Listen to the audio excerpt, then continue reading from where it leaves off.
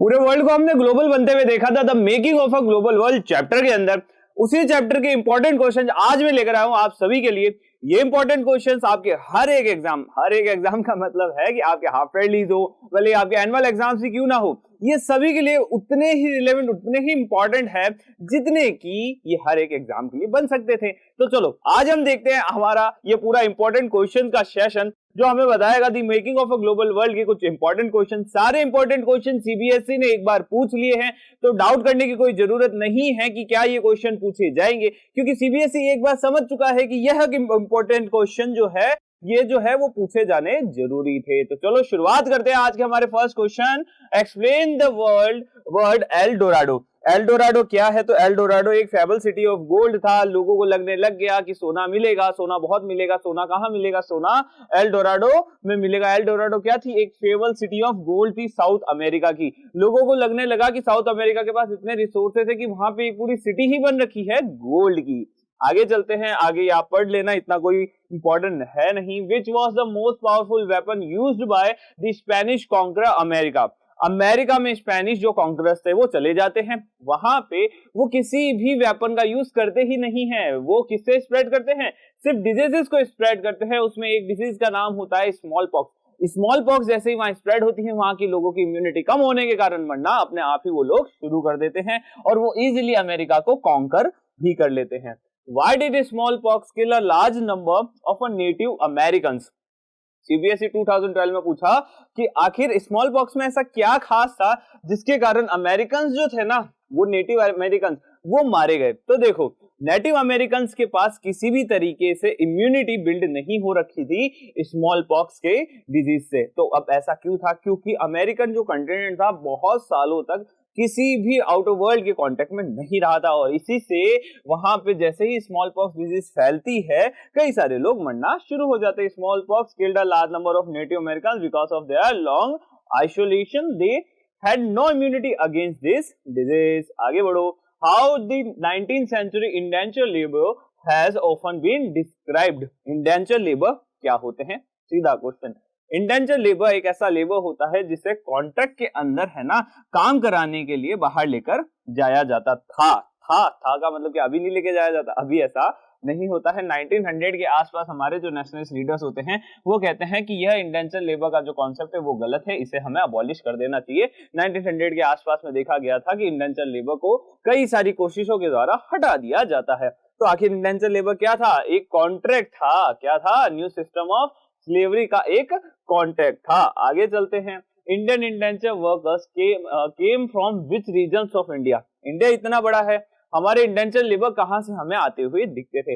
आपने पढ़ा था एक अवध के थे ना हमारे बाबा रामचंद्र, वो भी कहा फीजी होकर आए थे। क्या बनने गए थे वो? वहां पे इंडेंचर लेबर बनकर गए थे। तो ठीक उसी तरीके से अवध की बात हम करते हैं तो नॉर्थ इंडिया साइड के जो हमारे रीजन है वहां से कई सारे लोग इंडेंचर लेबर बन के जाते थे। हम देखते हैं जैसे कि उत्तर प्रदेश है, बिहार है, सेंट्रल इंडिया है, तमिलनाडु के भी कई सारे एरिया से जहां से लोग जो थे इंडेंचर लेबर बन के गए थे। Name a Nobel prize winning writer who is a descendant of indenture labour from India. VS कौन? VS Naipaul. वीएस नाइपॉल जो थे उन्हें नोबेल प्राइज मिला था इंडेंचर लेबर के, वो एक डिसिडेंट है। आगे देखते हैं हम। 1820 India was the single largest exporter of which commodity. 1820s का दौर ऐसा था जब इंडिया जो था ना बहुत ज्यादा सफर करने लग गया था। इसके कारण अब एक कमोडिटी ऐसी थी जिसने इंडिया के एक्सपोर्ट्स को उस टाइम जो है वो बहुत ही ज्यादा रिलैक्स दिया था, या फिर हम कह सकते हैं पुश दिया था। वो कमोडिटी थी क्या? वो कमोडिटी थी ओपियम। ओपियम जो है, जो हमारा ब्रिटेन था वो इंडिया से ओपियम लेता था, चाइना भेजता था। चाइना से फिर वो ओपियम के बदले में टी और जो भी उसके अदर जो भी है ना उसको जरूरतें होती थी वो सब चीजें वो चाइना से ले लिया करता था। उसके बदले में वो उसे क्या देता था? ओपियम देता था। आगे बढ़ते हैं। Which countries were consider as a axis power during the second world war. First world war और सेकेंड वर्ल्ड वॉर के अंदर हमने देखा कि दो ग्रुप जो थे ना वो आपस में लड़ाई कर रहे थे। खत्म कहानी। उसके अंदर से एक ग्रुप था एक्सिस पावर। अब इस एक्सिस पावर के अंदर कौन कौन से नेशन या कंट्रीज आ रही थी उसके बारे में पूछा गया। तो पहली थी नाजी जर्मनी, फिर था जापान, फिर था इटली। यह सारे जो है एक्सिस पावर्स कंसीडर किए जाते हैं। आगे बढ़ते हैं। The silk routes are a good example of a trade and the cultural link between different part of the world, explain with example. CBSE 2016 में पूछा कि यह जो सिल्क रूट है ना, वो किस तरीके से ट्रेड, कल्चर और हमारा जो ये distant parts of the world से जो कनेक्टिविटी है ना, उसको रिप्रेजेंट करता है। कहने का मतलब है सिल्क रूट के बारे में बताओ कि आखिर सिल्क रूट जो है इतना इंपॉर्टेंट क्यों है जब भी हम प्री मॉडर्न वर्ल्ड की बात करते हैं। आगे एक क्वेश्चन वही, how did silk routes link the world, explain with the three examples. Three examples बताने हैं और बताना है कि आखिर ये सिल्क रूट किस तरीके से प्री मॉडर्न वर्ल्ड के अंदर हमारे पूरे वर्ल्ड को लिंक करता है। Describe the significance of silk routes in the pre modern world in the field of trade, culture, exchange and religion. घुमा घुमा के वही क्वेश्चन पूछा गया है, आपको ज्यादा सोचना नहीं है, सिर्फ इतना देख लो सिल्क रूट लिखा हुआ है, सिल्क रूट के बारे में बताना शुरू कर दो, ज्यादा सोचना नहीं है। सिल्क रूट जो थे ना वो क्रिश्चियन एरा से पहले भी एग्जिस्ट करते थे 15th सेंचुरी तक। कहां से कहां तक? हमारे क्रिश्चियन एरा से पहले से लेकर 15th सेंचुरी तक एग्जिस्ट करते थे। आगे चलते हैं कि हमारे जो ये सिल्क रूट थे ना वो एक अच्छे एग्जाम्पल थे प्री मॉडर्न वर्ल्ड के ट्रेड के, क्योंकि हमने क्या देखा है कि एशिया जो है और यूरोप जो है उसको आपस में कनेक्ट किया था सिल्क रूट ने। सबसे पहला पॉइंट बस इतना ही कह रहा है, यूरोप से और हमारे नॉर्थ अफ्रीका से। आगे बढ़ते हैं। Along the silk route the silk cargos, अब इस सिल्क रूट से सिल्क कार्गोस जाते थे, इंडियन टेक्सटाइल जाता था, इंडियन स्पाइसेस जाता था, चाइनीज पॉटरी जाता था। कहां जाता था? तो इंडिया, चाइना, एशियन रीजन से यूरोपियन और अफ्रीकन रीजन तक जाता था। इसी के साथ जो हमारा ये सिल्क रूट है उसका यूज जो है बुद्धिस्ट जो प्रीचर्स होते थे उन्होंने बुद्धिस्ट जो था उसको स्प्रेड करने के लिए भी इसी रास्तों का यूज किया था। क्रिश्चियन मिशनरीज ने भी इसी का यूज किया था, मुस्लिम प्रीचर्स ने भी इसी का ही यूज किया था। मतलब रास्ता तो चाहिए था ना। अब सिल्क रूट जो था वो था क्या? आखिर था एक कनेक्टिविटी, एक रोड, यही तो थी। अब रोड जो चाहिए आने जाने के लिए, तो बस ऐसे में हर कोई लोग उसका यूज कर सकता था। आगे चलते हैं। Great source of trade and cultural link between the distant parts of the world. आगे बढ़ते हैं। Thus it can be connected. हाँ, ओके ओके ओके हो गया, चलो आगे बढ़ते हैं। What were the effects of a British government's decision to abolish the Crown Laws? होता यह है कि ब्रिटिशर्स जो थे ना वो क्रॉन लॉज को लेकर आते हैं।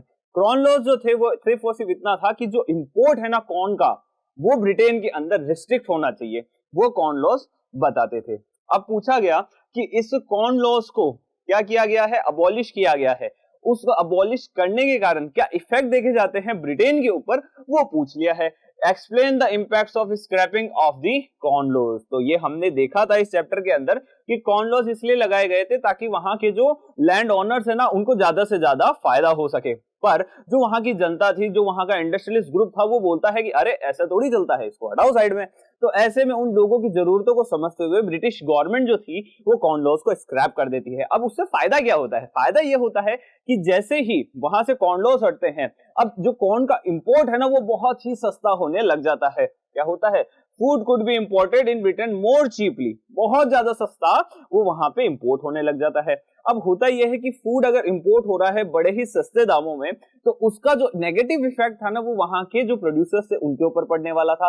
अब वो जो प्रोड्यूसर्स थे वो इंपोर्टेड गुड्स का कंपटीशन नहीं कर पा रहे थे। जैसा कि इंडिया में देखा गया था, इंडिया में भी सेम सिस्टम था ना कि इंडिया के अंदर एक तो खादी था और दूसरा जो ब्रिटेन से आ रहा था टेक्सटाइल वो था। अब ब्रिटिश जो टेक्सटाइल था वो सस्ता था, इंडियन खादी महंगा था। इसके कारण जो खादी होता है उसको लोग साइड कर देते हैं और जो चीप गुड्स थे, चीप टेक्सटाइल था, उसको लोग सपोर्ट करने लग जाते हैं। British agriculture unable to compete पड़ चुके हैं। अब इसके कम्पीट नहीं करने के कारण लोग कम्पीट नहीं कर पा रहे थे, तो अब क्या करते? कुछ ना कुछ तो करना था, ठीक है, इस पेट के लिए कुछ तो करना ही था ना। तो उसके लिए वो लोग क्या करते हैं? सिटीज की तरफ माइग्रेट होना शुरू हो जाते हैं। एज फूड प्राइसेस फेल, जैसे ही फूड के प्राइसेस गिरना शुरू होती है, अब कंजप्शन भी बढ़ना शुरू हो जाता है पूरे ब्रिटेन का। इंडस्ट्रीज के अंदर ज्यादा से ज्यादा कंजप्शन शुरू हो जाता है। जो वहां के नॉर्मल पीपल होते हैं वो भी बहुत ज्यादा कंजप्शन करने लग जाते हैं। और ये देखा जाता है ओवरऑल जो ब्रिटिश था ना उसका जो ओवरऑल जो इनकम था वो भी बढ़ने लग जाता है, क्योंकि पहले एक बड़ा हिस्सा जो था वो सिर्फ और सिर्फ फूड के लिए चला जाता था। अब एक छोटा सा हिस्सा फूड के लिए जाता था, बाकी पैसे बचते थे, बाकी पैसा जो था वो अपने लाइफ स्टैंडर्ड को सुधारने के लिए यूज कर सकते थे।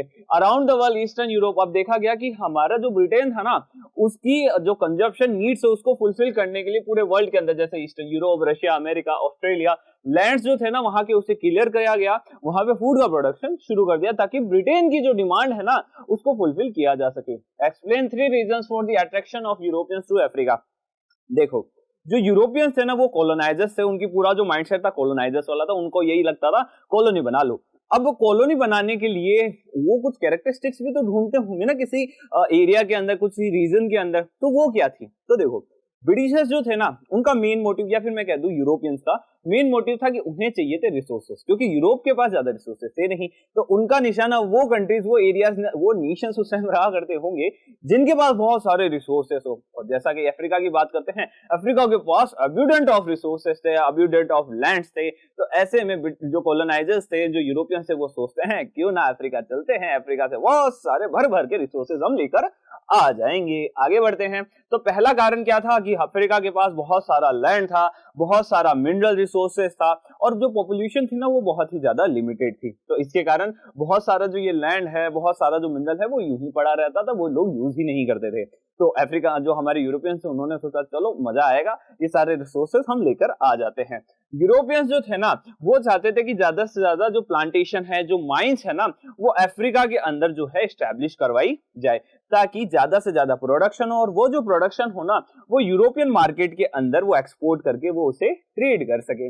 आगे देखा गया कि जो अफ्रीका था ना, अफ्रीका के अंदर इंडस्ट्रियल रेवोल्यूशन आया नहीं था, साथ ही वहां की जो आर्मी थी वो इतनी ज्यादा स्ट्रांग नहीं थी, वहां के लोग जो थे बैकवर्ड थे, तो यूरोपियन ने सोचा अरे इनको तो कब्जाना बहुत ही आसान है, इनके ऊपर जो डोमिनेंस बैठाना है ना बड़ा ही इजी है। तो उन लोगों ने सीधा यही किया, उन्होंने कंट्री को कैप्चर करना इजी समझा, और साथ ही साथ उसके रिसोर्सेस को अपने प्रॉफिट के लिए यूज करना चाहा। आगे बढ़ते हैं, 12 क्वेश्चन है, वो were indenture labourers, how were they recruited, explain condition of the indentured laborer who went to work in different parts of the world। Indenture labour की पूरी कहानी पूछ ली इस क्वेश्चन ने, कि कौन होते हैं, कैसे रिक्रूट होते हैं, कैसी उनकी वर्किंग कंडीशन होती है, और लोग काम करते हैं। मतलब ये से एक क्वेश्चन ने पूरा का पूरा जो अपना टॉपिक था ना इंडेंचर लेबर वाला, वो कवर कर लिया है। तो चलो पढ़ते हैं इंडेंचर लेबर के बारे में। इंडेंचर लेबर जैसा कि मैंने शुरुआत में बताया था, कुछ नहीं होता, एक कॉन्ट्रैक्ट होता है जिसके अंदर लोगों को कहा जाता है आप काम करो, 5 साल तक काम कर लेना, हम जिस भी एरिया में आपको लेकर जाए वहां पर, और फिर जब 5 साल पूरे आ जाएंगे तो वापस आ जाना, कोई दिक्कत वाली बात ही नहीं है, पैसा ही पैसा आपके पास भी होगा। तो देखा गया कि इंडेंचर लेबर जो थे वो एक तरीके के बॉन्डेड लेबर थे, जिनको कॉन्ट्रैक्ट के अंडर लाया गया था एक स्पेसिफिक अमाउंट ऑफ टाइम के लिए, ठीक है, पे of their passage through a new country और होम, नए जगह लेके जाया जाता था, काम करवाया जाता था। अब रिक्रूटमेंट कैसी करी जाती थी, पहले समझ लिए कि इंडेंचर लेबर क्या होता है। अब रिक्रूटमेंट की बात आती है, तो रिक्रूटमेंट किया करते थे एजेंट। अब एजेंट जो थे वो भगवान के बंदे तो थे नहीं, कुछ ना कुछ उनका फायदा होता होगा, उन्हें मिलता था कमीशन, और कमीशन के लिए वो ज्यादा से ज्यादा लोगों को रिक्रूट कराते थे। जिन लोगों को जाना होता था उनको तो लेके जाते ही थे, जिन लोगों को नहीं जाना होता था उनको किडनैप करके बिठा के, जो चलो यार मजा आएगा, तो उनको ऐसे लेकर वो किडनैप कर चले भी जाते थे। और इंडेंचर लेबर्स की जो एक कंडीशन की अगर हम बात करते हैं ना, तो वो बहुत ही ज्यादा खराब थी। पहली बात तो ये थे, जो ये एजेंट्स थे ना, ये इनको रिक्रूट करते थे फॉल्स इंफॉर्मेशन देके। इंफॉर्मेशन ऐसी होती थी लाइक आपको वहां पे बहुत सारी वर्किंग अच्छी कंडीशन मिलेगी, बहुत सारा पैसा मिलेगा, ये मिलेगा वो मिलेगा, इवन उनको ये भी नहीं बताया जाता था कि आपको ना सी रूट से लेकर जाने वाले हैं। तो ये वाली जो चीजें होती थी उनको हम फॉल्स इंफॉर्मेशन कहते हैं, वो सारी चीजें जो थी वो उन्हें दे दी जाती थी। अब ऐसे में जैसे ही वो पहुंचते थे अपने जिस एरिया में उन्हें काम करना है, तो वहां पे वो देखते थे, वहां पे उनका होता था सच से सामना। सच से सामना ये था कि वर्किंग कंडीशन जो थी वो बहुत ही हार्श थी, बहुत ही इनह्यूमन थी, अनसिंपैथेटिक थी। उन लोगों में से कई सारे जो अपने माइग्रेट्स थे ना, वो अब सोचते थे कि अरे यहाँ तो गलत फंस गए, अब तो हमें यहाँ से वापस से भागना होगा। तो वो लोग क्या करते हैं ना, भागना शुरू कर देते हैं, जंगलों की तरफ भाग जाते हैं। पर ऐसे में कई बार वो पकड़े भी जाते थे, और पकड़े जाते थे तो पनिशमेंट भी उन्हें देखने को मिलती थी। दे फेस सीवियर पनिशमेंट, और उनके पास कोई तरीके के राइट भी नहीं होते थे। बात करते हैं कि कई सारे जो डिडक्शन है वो उनकी वेजेस में कर दिए जाते थे। तो ऐसे में उनकी जो लाइफ थी ना इंडेंचर लेबर्स की, वो बहुत ही ज्यादा एक होता ना अनसेटिस्फैक्टरी लाइफ जी रहे थे।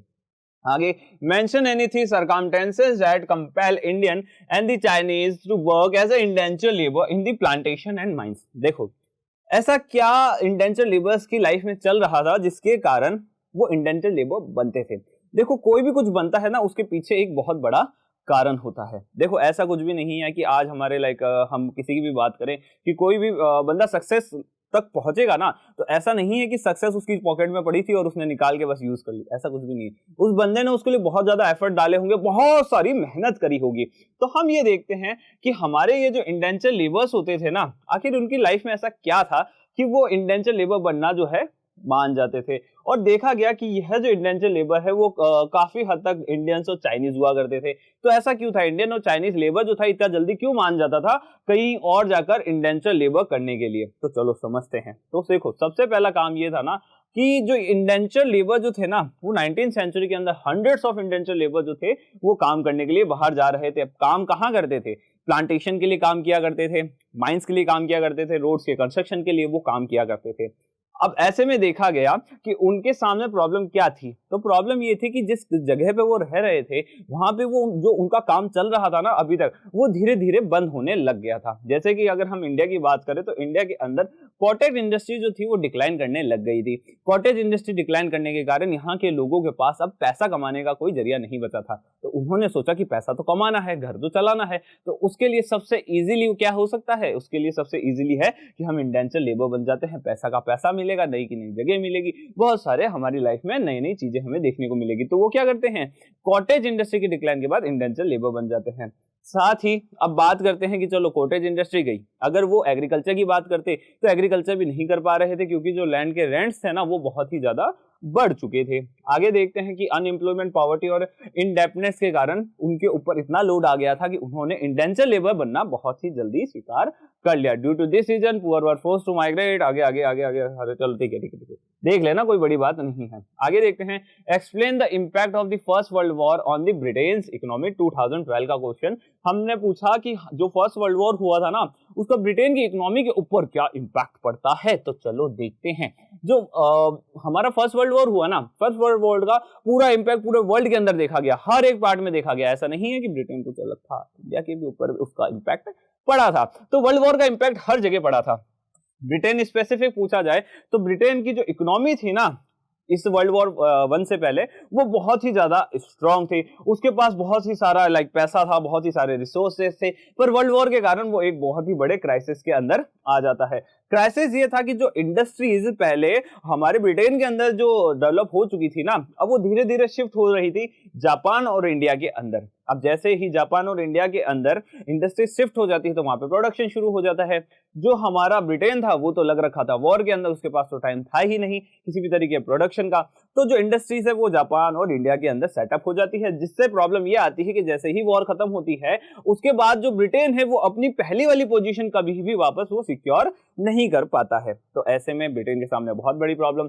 साथ ही साथ जो ब्रिटेन था ना उसको वॉर लॉन्स लिए थे, उसने बहुत सारा पैसा लिया था उधार पे, उधार मतलब डेब्ट पे, वो डेब्ट उसने लिया था यूएसए से। तो यूएसए से बहुत सारा पैसा लेने के कारण वो बहुत ही ज्यादा डेब्ट के अंदर आ जाता है, उसके ऊपर बहुत ज्यादा ह्यूज एक्सटर्नल डेब्ट आ जाते हैं। आफ्टर द वॉर, जैसे ही वॉर कंप्लीट होती है तो देखा गया कि जो प्रोडक्शन था ना, जो डिमांड थी मार्केट की, अब वो गिर जाती है। क्यों गिर जाती है? क्योंकि जब वॉर चल रहा था तो हर चीज की ही डिमांड थी, फूड की भी डिमांड थी, क्लोथ्स की भी डिमांड थी, आर्म्स की भी डिमांड थी, सब चीजें थी। पर जैसे ही वॉर खत्म होता है तो सारा का सारा ये जो डिमांड है ना ये खत्म हो जाता है मार्केट से। जो वहां की गवर्नमेंट होती है वो जो डिफेंस एक्सपेंडिचर होते हैं उसको भी वो कम कर देती है, जिसके कारण देखा गया कि डिमांड कम हो जाती है। डिमांड कम होने के कारण फैक्ट्रीज के अंदर अब लोगों की इतनी जरूरत ही नहीं थी। तो इसके कारण देखा गया कि वहां के जो लोग हैं ना वो बहुत ही ज्यादा अनएम्प्लॉयड होने लग गए थे, जॉब्स जो थी वो उनकी जाने लग गई थी। ये देखा गया कि लगभग 1921 के टाइम में तो ये हालात हो गए थे कि अगर 5 वर्कर्स ब्रिटेन में देखे गए ना तो उसमें से एक जो है ना वो जॉब लॉस है, मतलब उसके पास अनएम्प्लॉयड है वो। आगे देखा गया एंजाइटी और अनसर्टेनिटी जो थे ना वो उन लोगों के एक होता है डेली लाइफ का एक पार्ट बन चुकी थी। आगे देखते हैं, why did group 77 countries demand a new international economic order, explain. जैसे ही वर्ल्ड वॉर खत्म होते हैं एक नया इकोनॉमिक सिस्टम लाया जाता है, पर वह जो इकोनॉमिक सिस्टम होता है वो डेवलपिंग कंट्रीज की नीड पूरी नहीं कर पाता। तो डेवलपिंग कंट्रीज कहती है कि चलो अब हम अपना खुद ही देख लेते हैं। तो खुद ही देखने के लिए वो बना लेते हैं ग्रुप 77। ग्रुप 77 एक नया इकोनॉमिक ऑर्डर जो था वो एस्टैब्लिश करना चाहता था। तो आखिर ऐसा क्यों था वो मैंने आपको बता दिया है एकदम ब्रीफ के अंदर। अब समझते हैं कि आखिर ये क्वेश्चन हमें क्या पूछ रहा है। तो देखो आगे चलते हैं कि जो डेवलपिंग कंट्रीज थी ना उनको ज्यादा ध्यान नहीं दिया जा रहा था उनके ऊपर। तो ऐसे में डेवलपिंग कंट्रीज कहती है कि अगर हमारे ऊपर ध्यान नहीं दिया गया तो हम कभी भी डेवलप नहीं हो पाएंगे। तो इसके लिए हमें क्या करना होगा, एक इंटरनेशनल इकोनॉमिक सिस्टम बनाना होगा जो हमें फेवर करे, क्योंकि जो नया इकोनॉमिक सिस्टम वर्ल्ड वॉर के बाद आया था ना, वो ज्यादातर फेवर कर रहा था डेवलप नेशन को, जिनके पास पैसा है उसी को सपोर्ट कर रहा था, पर ये इन बेचारों के पास पैसा नहीं था और इनको वो सपोर्ट भी नहीं कर रहा था। उनको एक ऐसा सिस्टम चाहिए था जो उनको एक अच्छा कंट्रोल दे उनके नेचुरल रिसोर्सेज के ऊपर। वर्ल्ड वॉर तो खत्म हो जाता है, कॉलोनाइजेशन का पीरियड जो था वो भी खत्म हो जाता है, पर देखा गया कि अभी तक जो कई सारे डेवलप नेशन, जो डेवलप कंट्रीज थी ना, वो कई सारी अदर एरियाज के ऊपर, बहुत सारे नेशंस के ऊपर अभी भी उनके रिसोर्सेज के ऊपर एक कंट्रोल बनाए रखी रही थी, जिसके कारण उन कंट्रीज को बहुत ज्यादा नुकसान हो रहा था। तो उन्होंने बोला कि हमारे नेचुरल रिसोर्सेज है, इनकी पावर हमारे पास ही होनी चाहिए। They wanted to set up a system which under they could have fair price of for their raw materials, better access of their manufacture goods. तो रॉ मटेरियल्स का उन्हें एक अच्छा प्राइस मिल सके, उनके जो मैन्युफैक्चरिंग है, मैन्युफैक्चर जो गुड्स है ना, वो डेवलपर मार्केट्स के अंदर अच्छे से बेच सके। आगे चलते हैं। Food offers many examples of long distance culture relationship exchange, या जो भी है आप कह सकते हो कि जो फूड होता है ना, वो एक अच्छा कल्चर एक्सचेंज जो है वो हमें बताता है। Justify this statement. बुक के स्टार्टिंग के कुछ पेजेस अगर आप पलटोगे तो ये टॉपिक आपको वहां मिल जाएगा, जिसमें हमने ये देखा था कि चाइना के अंदर मिलते हैं नूडल्स, और वह जो नूडल्स है वो उड़ते उड़ते वेस्ट की साइड पहुंच जाते हैं और वेस्ट में जाके वो स्पैगेटी बन जाते हैं। तो यही पूछा गया है। अब बात आती है कि ऐसे में उड़ते उड़ते तो पहुंचे नहीं होंगे, तो कौन पहुंचाता है? तो पहुंचाते हैं traders and travellers. Traders and traveller नए नए एरियाज को विजिट करते हैं, वहां पे अपना जो फूड होता है ना उसे वो इंट्रोड्यूस करते हैं। तो कई सारे रेडी फूड स्टफ जो है हम कल्चर एक्सचेंज के अंदर देखते हैं, जैसे कि नूडल्स की ही हमने बात कर ली है कि वो वेस्ट में जाके स्पैगेटी बन जाता है। अरब ट्रेडर्स जो है पास्ता को लेके जाते हैं इटली के सिसिली में। आगे देखते हैं कि कई सारे और भी कॉमन फूड्स है, लाइक जब हम बात करते हैं पोटैटोज की, सोया की, ग्राउंडनट्स की, मीज की, टमाटोज की, चिलीज की। ये अगर हम कुछ साल पहले की बात करें ना, तो हम लाइक कुछ साल का मतलब होता है लगभग 500 to 600 ईयर्स पहले की। तो ये है ना, किसी को हमारे जो प्रूवर्स जो हुआ करते होंगे उन्होंने तो देखे भी नहीं होंगे पोटैटो, सोया, ग्राउंडनट्स वगैरह। क्यों नहीं देखे होंगे? क्योंकि ये सारे जो हम प्लांट्स देख रहे हैं, ये सारे जो फूड देख रहे हैं, वो हमें देखने को मिलते हैं अमेरिकन इंडीज से, मतलब अमेरिका से देखने को मिलते हैं। और अमेरिका का जो एक हम ट्रेड देख पा रहे हैं, वो हम देखते हैं कि जो हमारे वास्को डी गामा वगैरह ये जो थे ना, ये ट्रेवलर्स घूमते रहते थे, उन्हीं में से एक पहुंच गया था वहां पे पहुंचता है, वहां पे बोलता है कि अरे यहाँ हम कहाँ पहुंच गए, तो ये तो एक नया कॉन्टिनेंट है। और वहीं से ही शुरुआत हो जाती है किसकी? मॉडर्न वर्ल्ड की। तो मॉडर्न वर्ल्ड की शुरुआत लगभग उस टाइम से हो जाती है, क्योंकि अब जो था, जो हमारा सिल्क रूट वगैरह था, अब वो खत्म होने वाला था।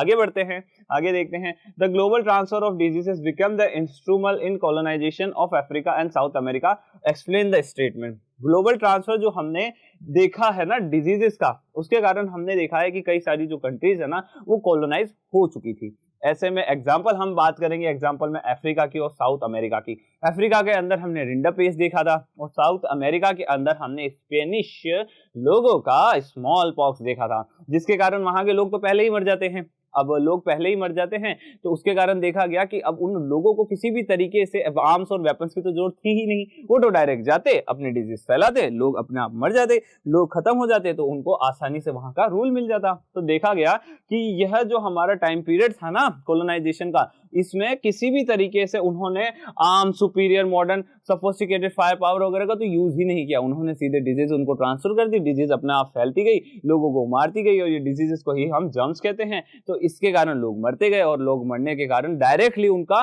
जो था कॉलोनाइजेशन का सपना वो पूरा हो गया। स्मॉल पॉक्स की बात करें तो हमने देखा कि एक बहुत ही ज्यादा फैटल डिजीज थी, जिसकी इम्यूनिटी जो थी ना, वो अमेरिकन के अंदर नहीं थी। और जैसे ही वो अमेरिकन से पहुंचती है, तो अमेरिकन तक पहुंचते ही वो लोगों को मारना शुरू कर देती है। It killed and destroy a large proportion of the community and pave the way for the conquest. आगे, thus the global transfer of disease become the instrumental in the colonization of Africa and the south America. Africa में rinderpest की बात अगर करोगे तो वहां के लोगों को अच्छे तरीके से उन्होंने 12 बजवा दी थी रिंडरपेस्ट के कारण। और जो साउथ अमेरिका है वहां पे स्मॉल पॉक्स का एग्जांपल हमने पढ़ लिया है। आगे देखते हैं। The first world war was modern industrial war, explain. First world war जो था ना, वो एक मॉडर्न इंडस्ट्रियल वॉर था।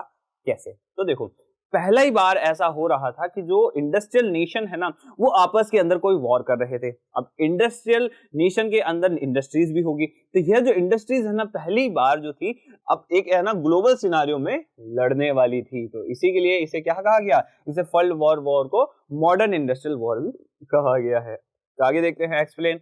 How the first world war so horrible war like none other. घूम फिर के वही question, how far is corrected, said that the first world war was the first modern war, explain.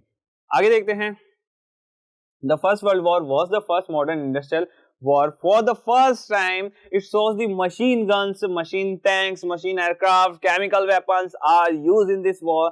So that's why it is called the modern industrial war. During this time, the world experienced economic and the political instability. होता क्या है ना, पहली बार ये सारी machine वगैरह use करी थी, इसके कारण जो हमारी वर्ल्ड था उस वर्ल्ड को कई सारी इकोनॉमिक और पॉलिटिकल इंस्टेबिलिटी का सामना करना पड़ता है। फर्स्ट वर्ल्ड वॉर जो था इतना हॉरिबल था कि इसके अंदर हम देखते हैं कि कई सारे जो लोग थे ना वो मारे जाते हैं। अब ऐसे में कितने लोग थे, तो वो लगभग 20 मिलियन कितने लोग थे, 9 मिलियन पीपल्स जो थे वो तो मारे गए थे, 20 मिलियन जो थे वो इंजर्ड हो गए थे। और ऐसा जो डिस्ट्रक्शन है ना वो बिना इंडस्ट्रियल आर्म्स के देखा ही नहीं जा सकता था। एक और कारण देखा गया, the fight for millions of soldiers had to recruited from around the world and move to the front lines on large ships and trains. होता क्या है ना कि जो सोल्जर्स होते हैं उसकी रिक्रूटमेंट चलती है पूरे वर्ल्ड के अंदर, पूरे वर्ल्ड से जो है सोल्जर्स लेके जाते हैं कहां पर, जहां पे लड़ाई चल रही होती है। आगे देखते हैं, the multinational companies choose China as an alternative location for investment, explain the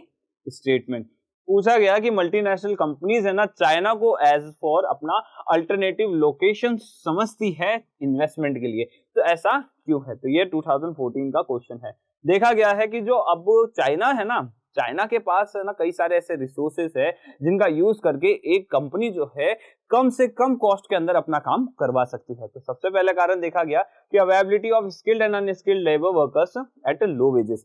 China की पॉपुलेशन बहुत ज्यादा है, तो ऐसे में वहां के जो लोग हैं कम वेजेस के अंदर काम करने के लिए मान जाते हैं। काम करने के लिए मान जाते हैं तो उसमें से कई वर्कर्स जो होते हैं वो स्किल्ड होते हैं, कुछ जो होते हैं वो अनस्किल्ड होते हैं।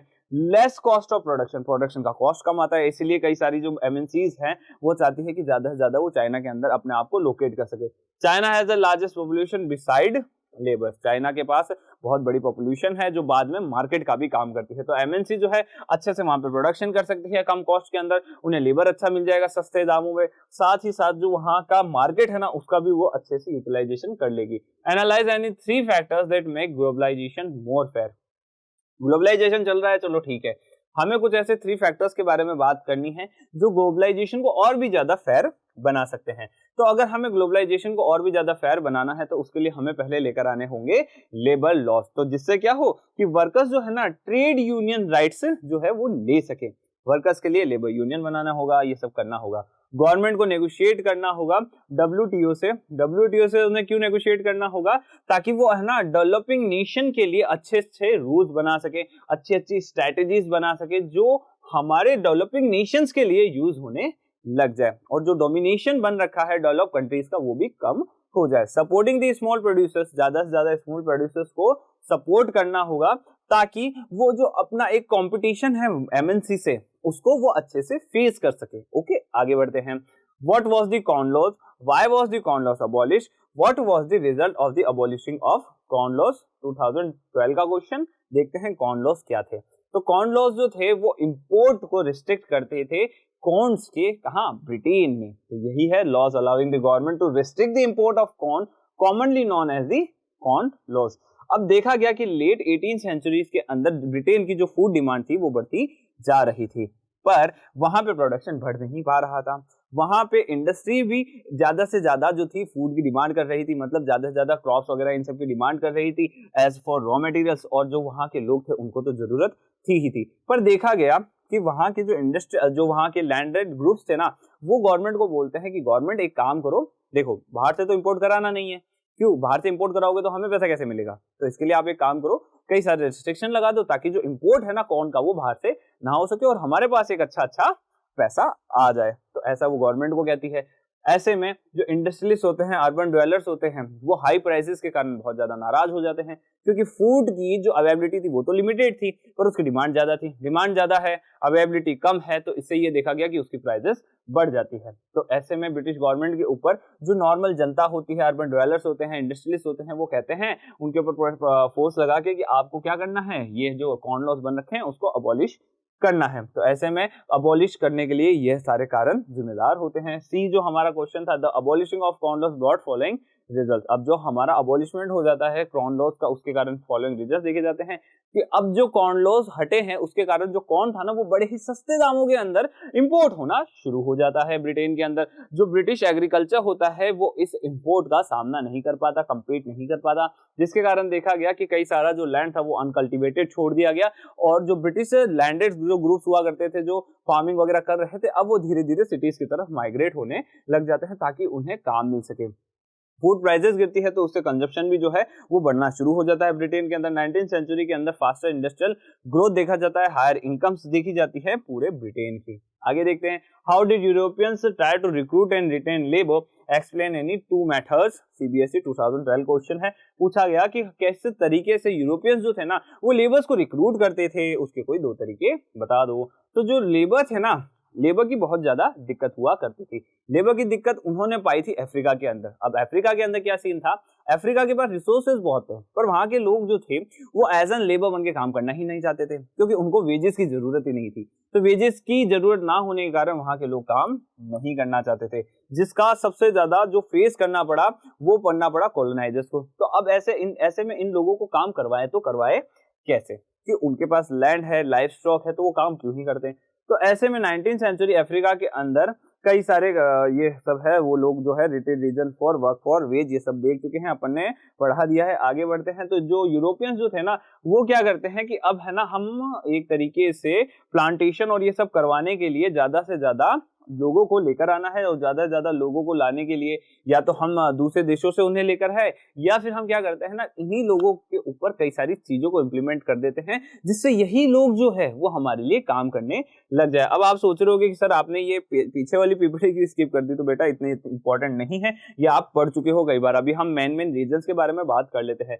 पहला जो था ना तरीका वो था हैवी टैक्सेस। तो जो हमारे ब्रिटिशर्स जो कॉलोनाइजर्स यूरोपियंस जो होते हैं ना ये वो लोग वहां पे पहुंचते हैं, वो लोग वहां पे पहुंच के जो टैक्सेस होते हैं वो इतने बढ़ा देते हैं कि वहां के जो लोग थे वो अब जो टैक्सेस अगर उन्हें पे करने हैं तो वो जो टैक्सेस है वो बिना वो वेजेस के कर ही नहीं सकते थे। दूसरा तरीका उन्होंने लिया इनहेरिटेंस लॉस के थ्रू। इनहेरिटेंस लॉस लगा दिया जिसके कारण जो लैंड था वो अब सिर्फ और सिर्फ एक ही व्यक्ति के पास हो सकता था, तो बाकी के लोग फ्री हो जाते थे। बाकी के लोग फ्री हो जाते थे तो उन्हें क्या करना था, उन्हें काम से करना था। काम क्यों करना था, क्योंकि उन्हें लेबर मार्केट से ज्यादा से ज्यादा वेज मिल सके।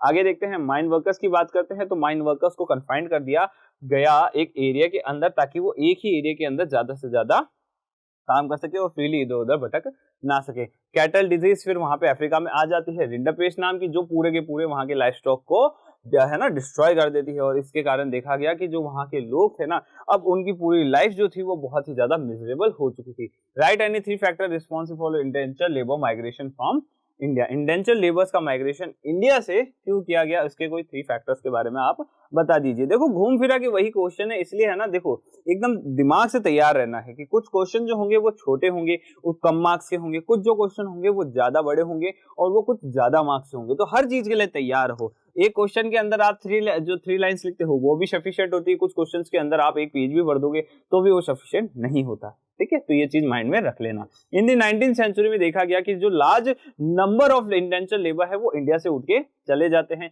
क्यों चले जाते हैं, क्योंकि उन्हें है ना क्या करना था, माइंस के अंदर प्लांटेशन के लिए, रोड बनाने के लिए, रेलवे के कंस्ट्रक्शन के लिए काम करना था। अब कुछ रीजंस के बारे में हम बात कर लेते हैं। तो रीजंस क्या थे, तो रीजंस ये थे कि जो लोग थे ना उनको फॉल्स इंफॉर्मेशन प्रोवाइड कराई जाती थी एजेंट्स के द्वारा।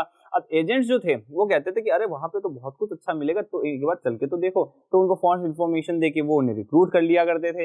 अब उन्हें प्रॉमिस किया जाता था कि आपको है ना जैसे ही कुछ जो आपका फिक्स टाइम होगा, जैसे 5 साल हम मान लेते हैं कि 5 इयर्स बाद आपको वापस से इंडिया लेकर आ जाएंगे, तो अभी आप काम करने के लिए चल लो, 5 साल तक मजे से काम कर लेना। तो ये सारी चीजें उनको कही जाती थी, फॉल्स इंफॉर्मेशन दी जाती थी, वर्किंग कंडीशन कैसी होगी, नेचर ऑफ वर्क क्या होगा, उनको एक अच्छा फ्यूचर दिखा दिया जाता था। तो ऐसे में वो जो लोग थे वो तैयार हो जाया करते थे। लोग जाया कहाँ से करते थे, तो वो जाया करते थे उत्तर प्रदेश, बिहार, सेंट्रल इंडिया और तमिलनाडु से जाया करते थे।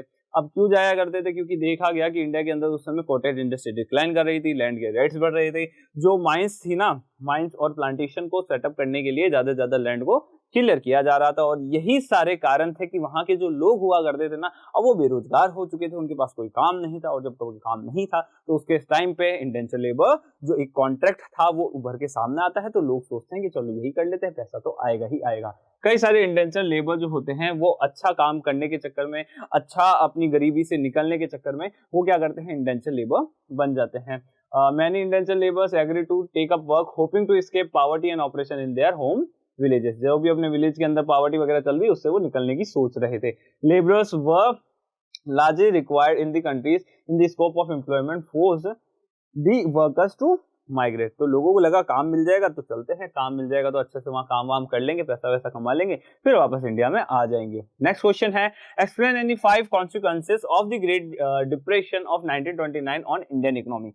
ग्रेट डिप्रेशन का इफेक्ट जो पूरे वर्ल्ड के अंदर देखा गया था, उस ग्रेट डिप्रेशन का इफेक्ट इंडियन इकोनॉमी के ऊपर किस तरीके से पड़ता है वो पूछा गया है। Explain the effects of the great depression of 1929 on the Indian economy. वही क्वेश्चन घुमा घुमा के पूछा जा रहा है। हम ये देखते हैं कि पूरे वर्ल्ड ने इस डिजास्टर को क्या किया था, फेस किया था। कई सारे डिक्लाइंस जो है वो हमने प्रोडक्शन के अंदर देखे थे, एम्प्लॉयमेंट नहीं मिल रहा था, लोगों की इनकम जनरेट नहीं होती थी, ट्रेड जो था वो डिक्लाइन कर रहा था। 19th सेंचुरी के अंदर कॉलोनियल इंडिया जो था ना वो एक बड़ा एक्सपोर्टर था एग्रीकल्चर गुड्स का। एग्रीकल्चर गुड्स के हम पहले से ही बहुत बड़े एक्सपोर्टर रहे हैं, और ऐसे में देखा गया कि जैसे ही ग्रेट डिप्रेशन आता है तो एग्रीकल्चर जो गुड्स है उनकी प्राइसेस गिरना शुरू हो जाती है, जिसके कारण हमारे जो फार्मर्स होते हैं ना वो बहुत बड़ी प्रॉब्लम्स को फेस करने लग जाते हैं। अब होता ये है ना, तो थोड़े कुछ डिफरेंट और भी अफेक्शन जो है वो देख लेते हैं कि क्या क्या अफेक्ट हुआ था। तो ये देखा गया कि 1928 से 1934 के बीच में जो इंडिया का जो एक्सपोर्ट था ना, सैंड एक्सपोर्ट नियरली हाफ, मतलब कैसा हो गया था, कम हो चुका था, बहुत ज्यादा आधा हो चुका था। इंटरनेशनल प्राइसेस जो है वो क्रैश कर रहे थे, प्राइसेस जो थे इंडिया के अंदर भी क्रैश करते जा रहे थे, क्योंकि जिसकी डिमांड ही नहीं थी, प्रोडक्शन ज्यादा हो चुका था, डिमांड थी नहीं, तो प्राइसेस क्रैश करते जा रहे थे। पीजेंट्स और फार्मर्स जो थे ना वो अर्बन ड्वेलर्स से ज्यादा फेस कर रहे थे प्रॉब्लम्स को, क्योंकि अर्बन ड्वेलर्स के लिए तो ये था ना कि उनके पास तो जॉब्स थी, और जो वो जॉब्स कर रहे थे उसमें उनको एक पैसा मिल जाता था, पैसे से वो जो फूड्स वगैरह जो अगर प्राइसेस गिर रही थी तो उनसे तो उन्हें फायदा ही हो रहा था, वो ज्यादा से ज्यादा कंज्यूम कर पा रहे थे। पर जो फार्मर्स होते थे वो एक बहुत ही बड़ी प्रॉब्लम को फेस कर रहे थे। आगे देखते हैं कि जो कॉलोनियल गवर्नमेंट थी ना वो फार्मर्स को कहती थी कि देखो जो कुछ हो रहा है मार्केट में वो आपके ऊपर है, वो आपकी प्रॉब्लम है, हमें तो आपको टाइम टू टाइम रेवेन्यू देना है। आगे देखते हैं, पीजेंट्स जो थे ना वो प्रोड्यूस कर रहे थे वर्ल्ड मार्केट के लिए, जिन्हें बहुत ज्यादा हिट लगा। कैसे, तो एक हम बात करते हैं गनी एक्सपोर्ट्स की। तो गनी एक्सपोर्ट मतलब होता है जूट का बैग, वो जो था वो कोलैप्स कर जाता है, जूट बैग वाला जो प्रोडक्शन था वो कोलैप्स कर जाता है, जिसके कारण देखा गया कि जो जूट एक्सपोर्टर्स थे उनको बहुत बड़ी प्रॉब्लम आती है। इवन ये देखा गया कि जो रोज जूट होता है ना उसकी प्राइसेस 60% तक क्रैश हो गई थी। जूट प्रोड्यूसर जो थे वो बहुत ही ज्यादा डेब्ट के अंदर चले गए थे। Great depression had a political impact, उसका एक पॉलिटिकल इंपैक्ट भी हुआ है ग्रेट डिप्रेशन का। ग्रेट डिप्रेशन का पॉलिटिकल इंपैक्ट ये हुआ था कि जो गांधी जी का उस समय का सिविल डिसोबीडियंस मूवमेंट चल रहा था, तो लोगों ने सोचा प्रॉब्लम तो वैसे भी है, और प्रॉब्लम किस वजह से, वो इस गवर्नमेंट की वजह से है, तो चलो जो Mahatma Gandhi ji civil disobedience movement कर रहे हैं उसमें लग जाते हैं और इस गवर्नमेंट को यहाँ से हटा देते हैं। Describe the role of technology in transformation of the world in the 19th century.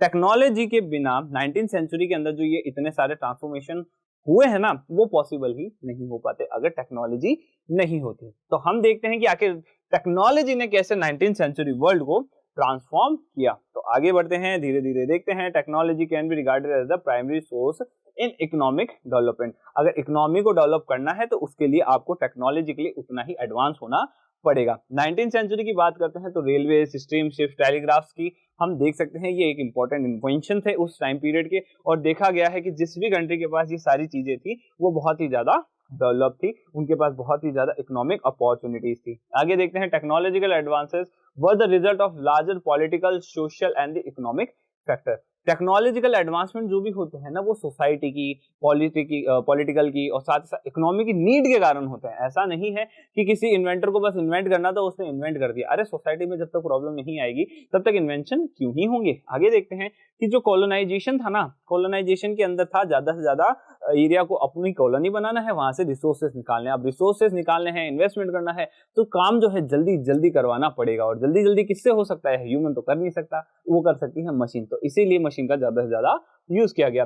Faster railways को डेवलप किया गया, लाइटर वेगन्स को डेवलप किया गया, लार्जर रेफ्रिजरेटेड शिप्स को डेवलप किया गया जिससे ज्यादा से ज्यादा सस्ते एकदम चीपली प्राइजेस के अंदर जो है ना ज्यादा से ज्यादा फूड का ट्रांसपोर्टेशन किया जा सके। ज्यादा से ज्यादा फूड का ट्रांसपोर्टेशन होगा तो ज्यादा से ज्यादा लोगों के पास फूड अवेलेबल हो जाएगा। और ये किससे हो सकता था? ये सिर्फ और सिर्फ जो रेफ्रिजरेटेड शिप्स थे, जो लाइटर वेगन थे, रेलवे से, इससे ही पॉसिबल था। हमने ये देखा है कि पहले क्या किया जाता था, एक मीट का एग्जांपल लेते हैं। पहले क्या किया जाता था कि जो एनिमल्स है ना, जैसे कि हम बात करते हैं अमेरिका की, ऑस्ट्रेलिया की, तो वहां से एनिमल्स को शिप्स में बिठाया जाता था, वहां से उनको लेके जाया जाता था जहां भी उसकी लोकेशन होती थी। पर इस बीच प्रॉब्लम ये होती थी कि जो एनिमल्स होते थे उनका वेट गिर जाता था, कई सारे मर भी जाते थे, कई बार उनमें डिजीज फैल जाती थी, तो बहुत ज्यादा नुकसान हो जाता था, जिसके कारण मीट की प्राइसेस जो थी वो एंड में बढ़ जाती थी। आता है रेफ्रिजरेटेड शिप। अब जो है ऑस्ट्रेलिया, अमेरिका जैसी जो जगह थी जहां पे इन लाइफ स्टॉक को लेके जाया जाता था, जहां से वहीं पे ही इन्हों स्लॉटर कर दिया जाता था, इनका मीट ले लिया जाता था। अब ये जो शिप्स हुआ करती थी रेफ्रिजरेटेड शिप्स, इनके अंदर जगह भी कम घेरा करते था मीट, और साथ ही ये जो मीट था वो हमेशा मतलब जो वहां तक पहुंचता था अपने डेस्टिनेशन तक, वहां तक के लिए ये हमेशा के लिए सही रहता था। आगे बढ़ते हैं। The reduced shipping cost lower meat prices in Europe. Shipping cost जैसे ही कम हो जाती है वैसे ही मीट प्राइसेस जो है यूरोप में गिर जाती है। The poor in Europe could consume a more valuable diet which included meat, butter and eggs. अब एक अच्छी डाइट जो है यूरोपियंस को मिलने लग गई थी, उनके लिविंग कंडीशंस जो थी वो अच्छे से आगे बढ़ने लग गई थी। अगर आदमी के पास खाना अच्छा मिल रहा है तो सोसाइटी के अंदर पीस भी हमें अच्छे से देखने को मिलेगा। जो पीपल है ना वो सपोर्ट करने लग गए थे इंपीरियलिज्म की पॉलिसीज को, क्योंकि इंपीरियलिज्म के कारण देखा गया कि ज्यादा से ज्यादा टेक्नोलॉजिकल एडवांसमेंट हो रहा है, जिसका इनडायरेक्टली या डायरेक्टली बेनिफिट जो है वो उन्हीं लोगों को हो रहा है। तो बच्चों आज के इस वीडियो के अंदर इतना ही। इस वीडियो ने the making of a global world के सभी इंपॉर्टेंट क्वेश्चंस को कवर कर लिया है, लगभग सभी टॉपिक्स को भी कवर कर लिया है।